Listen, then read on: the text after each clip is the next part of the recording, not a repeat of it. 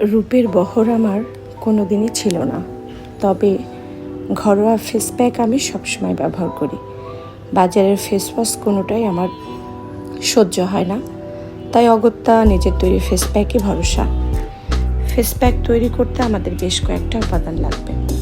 এটার মধ্যে প্রথম উপাদানটা হচ্ছে বেসন আর অর্গ্যানিক হলুদ যদি থাকে, না হলে রান্নার হলুদও ব্যবহার করতে পারেন, অথবা নিজেরা বাজার থেকে হলুদ কিনে এনে সেটা মিক্সিতে অথবা পাটায় বেটে সেটার গুঁড়াটাও আপনারা নিয়ে নিতে পারবেন। এটা হচ্ছে আপনাদের ইচ্ছা। আমার কাছে ছিল, কারণ আমি এটা হচ্ছে জাহাঙ্গীর কাকুর অনলাইন পেজ থেকে এটা নিয়েছিলাম। আপনারা চাইলেও ওদের পেজ থেকে নিতে পারেন।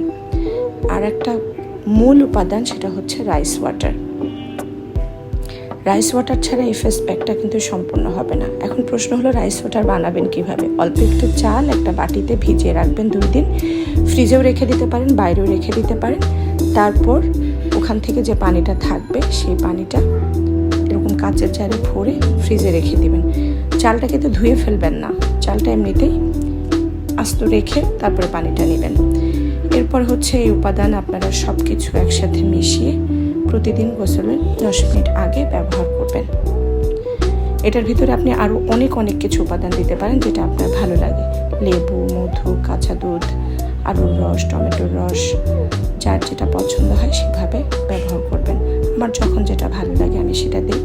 ব্যবহার করে দেখবেন কি জাদুকর রেজাল্ট পান।